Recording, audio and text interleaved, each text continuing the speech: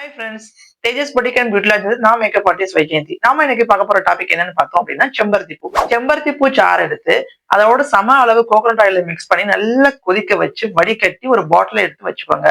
இந்த ஆயில நீங்க டெய்லி அப்ளை பண்ணிட்டு வந்தீங்க உங்க ஹேர்ல அப்படின்னா ஹேர் உங்களுக்கு ரொம்ப கருகருன்னு அடர்த்தியா வளருங்க. செம்பருத்தி பூவை நல்ல நெய்யில வதக்கி நம்ம சாப்பிட்டு வந்தோம் அப்படின்னா பெண்களுக்கு ஏற்படுற மாதவிடாய் பிரச்சனையால வர்ற வயிற்று வலி சரியாகுங்க. செம்பருத்தி பூவை பச்சையாவோ இல்ல காய வச்சோ நம்ம பொடி செஞ்சு எடுத்து வச்சுக்கிட்டோம் அப்படின்னா அதை பாலோட மிக்ஸ் பண்ணி காலையிலயும் மாலையிலும் நம்ம குடிச்சிட்டு வந்தோம் அப்படின்னா ஹார்ட் ரொம்ப பலவீனமா இருக்கிறவங்களுக்கு அது ஒரு சிறந்த தீர்வா இருக்குங்க.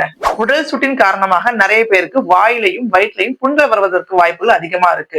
அவங்க டெய்லி ஒரு செம்பருத்தி பூவை மென்னு சாப்பிடுறதால நமக்கு ஏற்படுற அழுத்த பிரச்சனையை சரி பண்ணுதுங்க. செம்பருத்தி பூவின் இதழ்களை 200 ml வாட்டர்ல நல்லா மிக்ஸ் பண்ணி கொதிக்க வச்சு குடிச்சிட்டு வந்தோம் அப்படின்னா நம்ம உடல்ல ரத்த அழுத்தத்தை சீர் பண்ணுதுங்க. செம்பருத்தி பூவை காய வச்சு அதை பொடி செஞ்சு நம்ம சீயக்காயோட மிக்ஸ் பண்ணி ஒரு ஷாம்பு மாதிரி நம்ம குளிச்சோம் அப்படின்னா பொடுகு, இளநரை, முடி உதிர்தல் போன்ற பிரச்சனைகள் சரியாகுதுங்க. செம்பருத்தி பூவை பறிச்சு நம்ம டெய்லி தூங்க போறதுக்கு முன்னாடி தலையில சூடிட்டு தூங்கணும் அப்படின்னா நமக்கு பெயின் தொல்லைகள் மற்றும் பொடுகு தொல்லையில இருந்து நமக்கு நிரந்தர தீர்வு கிடைக்குங்க.